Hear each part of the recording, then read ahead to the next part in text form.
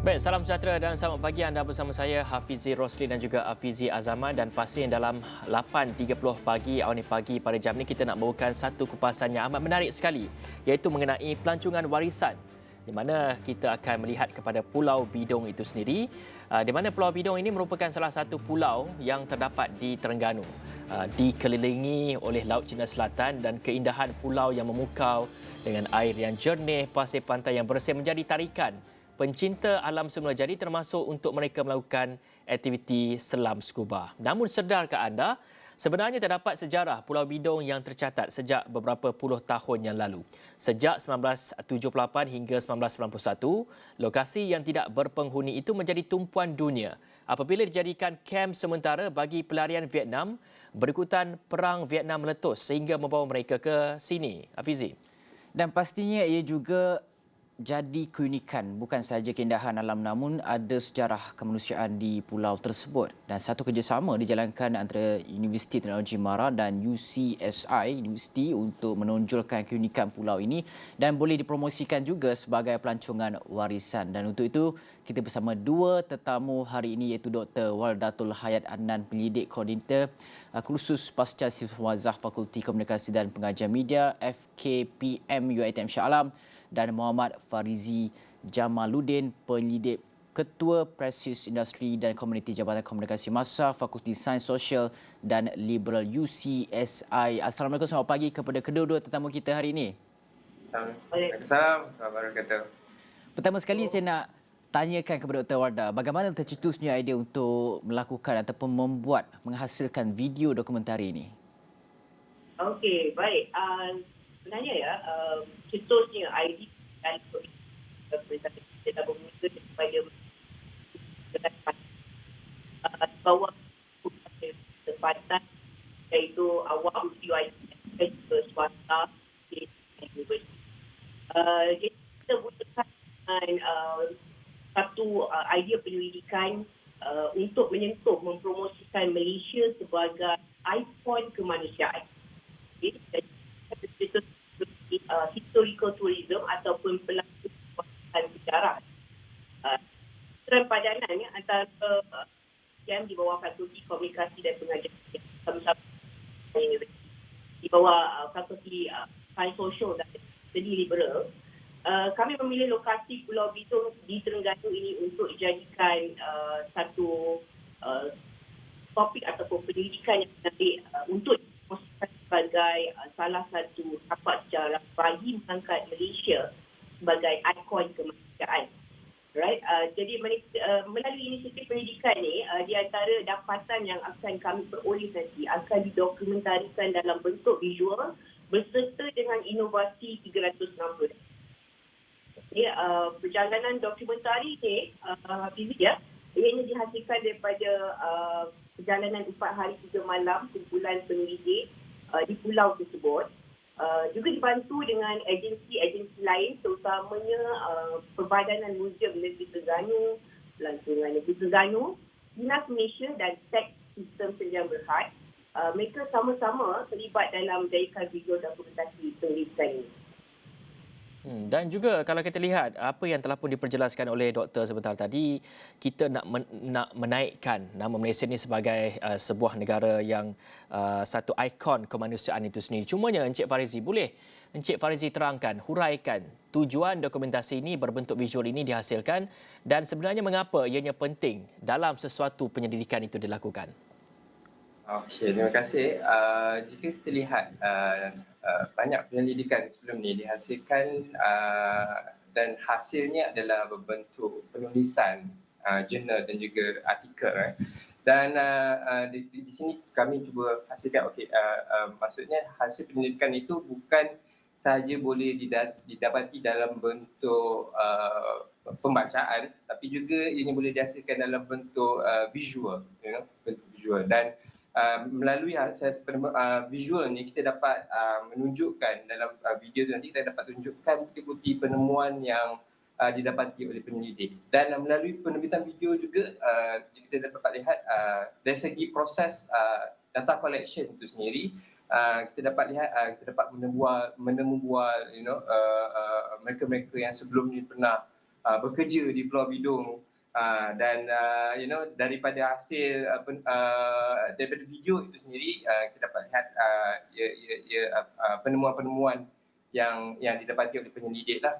Dan kalau kita lihat hasil penyelidikan juga bukan dapat seperti yang saya maksudkan, saya beritahu seperti tadi, ia bukan saja dalam bentuk jurnal artikel, tapi juga ia dapat ditonton melalui bahan berbentuk visual, dan ianya boleh dikatakan lebih dekat dengan pembaca lah. Pembaca ataupun penonton. Ya.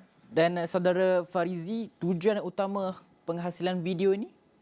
Okey, kalau kita tengok tujuan utama, objektif utama penerbitan dokumentari ini adalah untuk kita nak meng-highlightkan usaha-usaha yang telah dijalankan oleh kerajaan Malaysia sebelum ini, yang mana ianya merupakan salah satu ikon kemanusiaan selama 12 tahun, yang mana di Pulau Bidung ini telah ditempatkan pelarian-pelarian Vietnam sebelum ni di Pulau Bidung.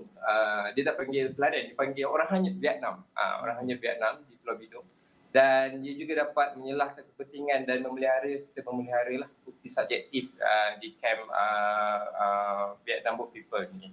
Dan selain itu juga kita dapat mengetengahkan kepada dunia, yang mana Pulau Bidung ni bukan sahaja pernah menjadi ikon kemanusiaan sebelum ni, dan juga ia boleh menghalatkan juga ikon ataupun mengenalkan potensi Pulau Bidung itu sebagai pelancongan bersejarah di Malaysia.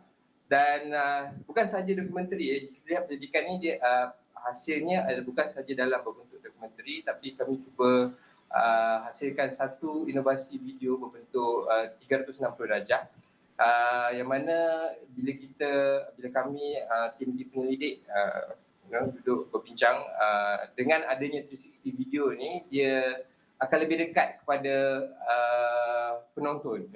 Contohnya bila kita upload di dalam YouTube atau Facebook, bukan sahaja mereka yang tak dapat pergi ke Pulau Bidung ni, dia dapat experience lah, mengalami situasi 360 darjah ni di Pulau Bidung itu sendiri. Ya. Dan saudara Farizi, adakah ini satu bentuk gaya baharu dalam membentangkan pendidikan? Sebab yalah, nak membaca tu jadi satu hal juga kepada generasi masa sekarang ni. Adakah satu bentuk video ni boleh jadikan elemen baharu dalam membentangkan pendidikan, kajian pada masa sekarang ini, untuk memastikan bahawa orang faham sekiranya baca mungkin tak dapat interpretasi yang jelas, tapi boleh menonton video. Video ni akan menjelaskan secara terperinci berkaitan dengan perkara tersebut dan jadi elemen baru dalam membentangkan kajian dan juga pendidikan, melakukan kajian dan juga pendidikan pada masa kini.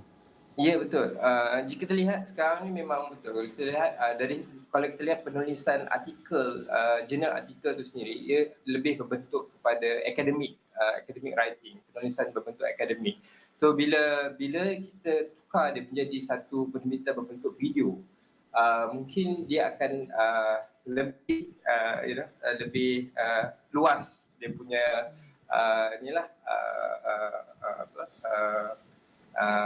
penyampaian dari segi bentuk penyelidikan itu sendiri, dan ini lebih dekat dengan penonton masa ini, yang mana kita lihat sekarang ni social media adalah salah satu platform yang banyak digunakan oleh penonton, dan ini lebih cepat.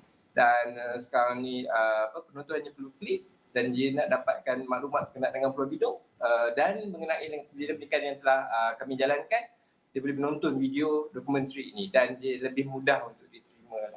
Yang itu adalah salah satu inovasi yang cuba kami sampaikan dalam pendidikan di antara UiTM dan juga UCSI University ini. Betul lah, kalau penulisan jurnal ni selalunya bahasa digunakan, ayat-ayat digunakan, perkataan digunakan tu kadang-kadang terlampau bombastik. Kadang orang baca pun tak berapa nak jelas dan juga faham. Mungkin bentuk video sekarang ni Hafizi boleh mengubah perkara tersebut. Hafizi, ini kiranya satu mood barulah untuk mungkin kajian-kajian selepas ini yang mungkin boleh mengadaptasi kepada membentangkan kajian-kajian ini melalui sebagai contohnya elemen-elemen digital ini. Cumanya kita nak tanya lebih lanjutlah mengenai kajian yang telah pun dijalankan ini. Kita nak highlightkan Malaysia ini sebagai sebuah ikon kemanusiaan ini. Pastinya kita perlu tahu juga sejarah-sejarahnya. Kalau kita lihat kepada pelancongan warisan sebagai contohnya. Di negara kita banyak juga menawarkan pelancongan warisan ini sebagai contoh di negeri Melaka. Kita menelusuri menjejak warisan di negeri Melaka itu sendiri. Tetapi sebenarnya mungkin Dr. Wardah sendiri dapat perjelaskan kepada kita mengapa sebenarnya pentingnya pelancongan warisan sejarah ini, terutamanya dalam membentuk masyarakat kita pada ketika ini. Baik. Saya rasa pada mengapa Pulau Bidong itu salah satu penyelidikan yang kami jalankan bagi mengetengahkan pelancongan sejarah sebagai. Jadi Pulau Bidong ni adalah salah satu pulau yang mempunyai potensi tersendiri.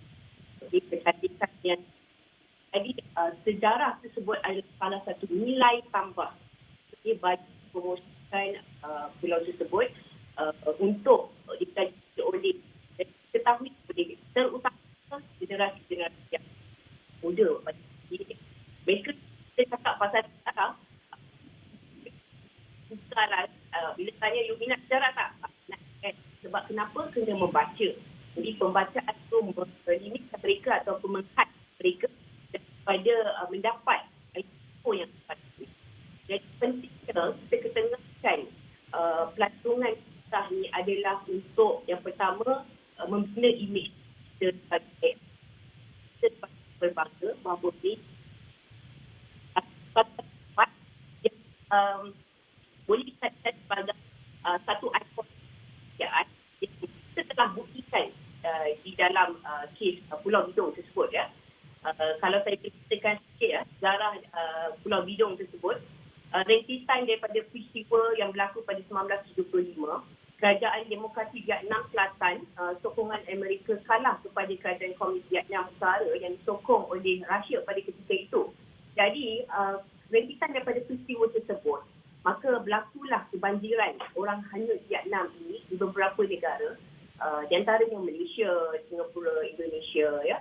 So, pada ketika itu, Malaysia pada Mei 1975, di Pulau Pengisian, kita menerima satu kedatangan ataupun pendaratan bot yang muatannya patutnya 60 ke 70 saja.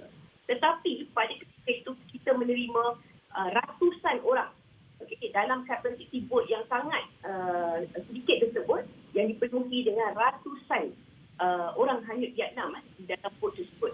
Jadi membuatkan pada masyarakat pun tidak mesti dipanik. Kerajaan Malaysia juga agak terkejut dengan kedatangan tersebut dan perkara tersebut berlaku secara bertali arus. Kedatangan mereka berterusan sehingga menyebabkan pada ketika itu sampai ada teori-teori andai kata 60 juta pelarian pindah ke Malaysia.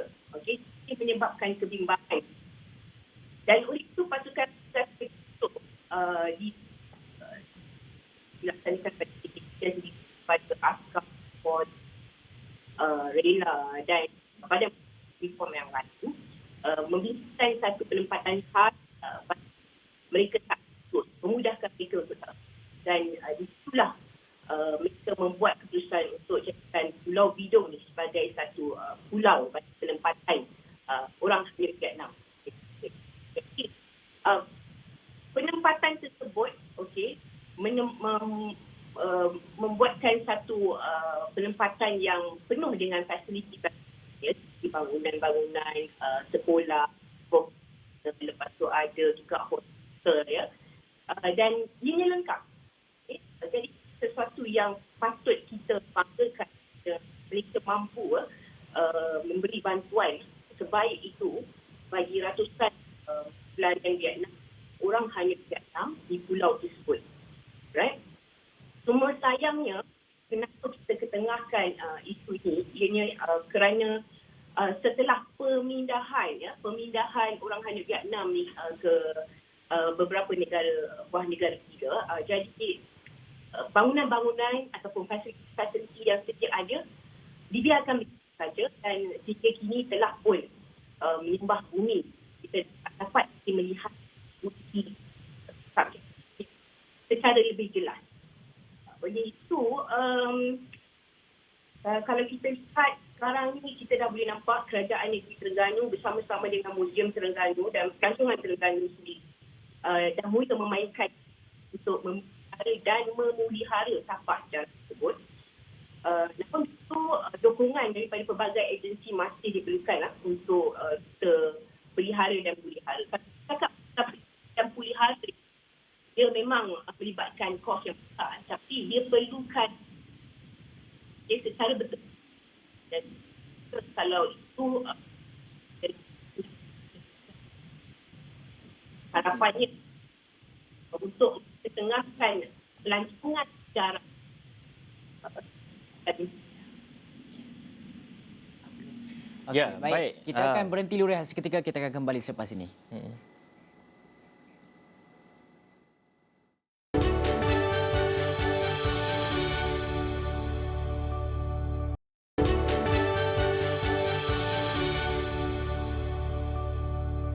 Baik, masih lagi bersama saya Hafizi Rosli dan juga Afizi Azaman. Kita membincangkan sedikit mengenai pelancongan warisan Pulau Bidong yang dilakukan secara maya.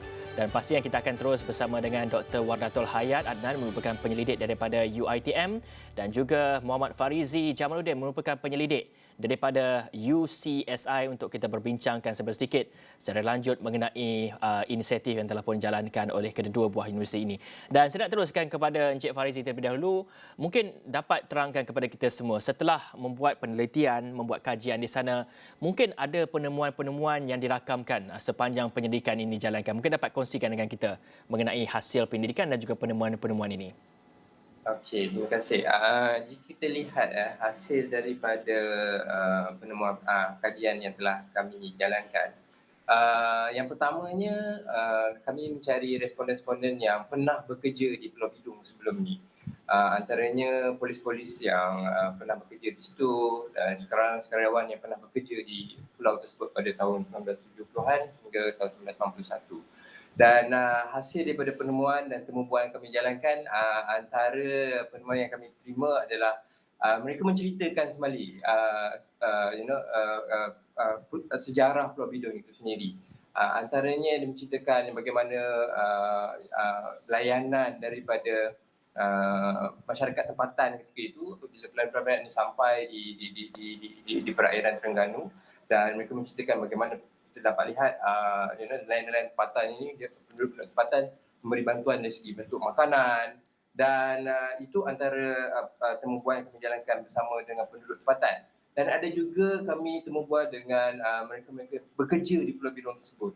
Dan hasilnya bila mereka menceritakan kembali bagaimana menghidupkan kembali Pulau Bidong pada suatu ketika dulu, antara yang mereka kongsikan adalah selepas pelayan-pelayan ini dihantar ke negara-negara seperti di Amerika Syarikat dan juga di Australia contohnya, mereka masih lagi menghubungi pekerja-pekerja ni. Dan ada satu temubuan yang kami jalankan, ada satu responden ni menunjukkan gambar yang dihantar oleh tak tahu siapa. Dia kata, tapi dia di dalam gambar tu dia tunjuk, dia kata thanks, terima kasih kerana membantu dia semasa dia tiba di Pulau Bidong, dan polis bantuannya juga dia membantu membina rumah di situ ketika itu, dan membina penempatan, dan gambar tu dihantar sekali. Dan dia menghidupkan kembalilah sejarah Pulau Bidong sendiri. Dan selain daripada itu, antara penemuan yang kita dapat lihat, kami sempat merakamkan peninggalan-peninggalan yang masih ada di Pulau Bidong tersebut. Antaranya kita dapat lihat buku-buku lama, dan juga kalau kita dapat di situ ada bangunan-bangunan lama yang digunakan oleh oleh bangsa-bangsa bersatu ketika itu. Masih lagi ditinggalkan di situ, dan juga ada monumen-monumen yang dibangunkan oleh pelayan-pelayan Vietnam sebelum ni. Dan apa yang kami lakukan dalam video dokumentari ini, kami mencari footage-footage lama, dan kami cuba matchkan dengan footage yang masih ada ketika ini. So bila penonton menonton dokumentari yang akan kami keluarkan nanti, dia dapat lihat sebelum ni contohnya ada bangunan di kawasan ni, pada tahun 70-an ada bangunan dibangunkan, dan sekarang ni ini adalah hasil peninggalan dia. Itu antara penemuan yang kami temui lah.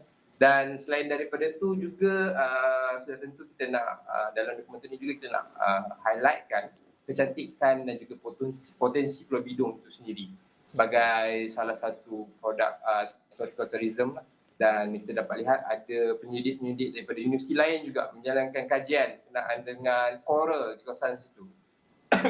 Dan ada juga dari temu bual kami jalankan pelancong-pelancong, bot-bot pelancong penduduk tempatan yang menjalankan perniagaan pelancongan di sekitar Pulau Bidong tu. Mereka dapat menjana pendapatan dan pada masa yang sama nelayan-nelayan juga dari segi temu bual kami jalankan bersama dengan nelayan, mereka mengatakan Pulau Bidong ni adalah satu tempat yang sangat strategik untuk nelayan-nelayan berlindung, terutama sekali pada musim tengkujuh bila hujan lebat dan sebagainya, dan situ adalah tempat-tempat nelayan untuk berlindung. Dan itu antara penemuan-penemuan yang dapat kami rakamkan di dalam penyelidikan ini. Ya. Okey, baik. Sangat menarik penemuan-penemuan yang dilakukan ini dan sudah pasti individu-individu yang memang minat sejarah macam Hafizi Rosli memang sangat teruja lah kalau pergi ke tempat sedemikian rupa yang mempunyai warisan-warisan ni. Dia akan ceritakan dekat Instagram dia, dia akan tuliskan sejarah-sejarah yang ada di kawasan-kawasan yang dikunjungi dia. Tapi Hafizi, nanti bolehlah hubungi Dr. dan juga Farizi berkaitan dengan pendidikan ini. Tapi saya nak pergi kepada Dr. Wardah. Dr. Wardah, perancangan untuk masa depan terhadap pendidikan ini? Terima kasih Hafizi ya. Kami dengan harapannya of course akan terus membantu dalam mempromosikan pelancongan berkonsepkan sejarah ini ya. Dan Bidong ni supaya di antaranya Pulau Bidong supaya boleh menjadi satu produk pelancongan sejarah yang popular setanding dengan pulau-pulau yang berada berdekatan dengannya, Pulau Perhentian, Pulau Redang. Jadi di masa depan saya mengharapkan dalam pendidikan ini kami dapat mengubah mood dalam membentangkan pendidikan kami dan juga mengangkat pelancongan berkonsepkan sejarah ini di masa akan datang insya-Allah. Jadi bantuan daripada dan sokongan daripada pihak-pihak korporat juga amat dialu-alukan ya. Dan dalam membantu Kerajaan Negeri Terengganu, Muzium Terengganu sebagai mereka yang bertindak sebagai caretaker terhadap pulau tersebut, dan juga pelibatan dalam mempromosikan pulau ni akan kami teruskan. Itulah perancangan kami untuk pendidikan ini dan juga masa depan pelancongan berbentuk sejarah. Dan pastinya kajian pun telah dijalankan dan kita nak tahu juga macam mana agaknya orang ramai ni boleh menonton dokumentari ini, bila dan juga di mana sebenarnya Encik Farizi? Tayangan dokumentari ini akan dijalankan, kami akan ada satu screening yang akan dijalankan pada 26 Januari 2022 nanti, yang mana ini akan berlangsung di UCSI University Kuala Lumpur di Ceras dan sekitar jam 3 petang begitu. Dan penyertaan kami buka kepada pihak-pihak industri, ahli-ahli akademik dan juga pelajar-pelajar daripada institusi pengajian tinggi. Dan screening ini juga adalah anjuran daripada Jabatan Komunikasi, Perkongsian Sosial dan Seni Liberal UCSI University bersama dengan UiTM Shah Alam. Dan jika mereka yang ingin menonton ini bolehlah make access melalui YouTube channel UCSI University dan juga melalui Facebook UCSI University. Ya. Okey. InsyaAllah dia akan kalau ada mungkin kami akan cuba tayangkan juga di tempat lain juga lepas daripada screening ini.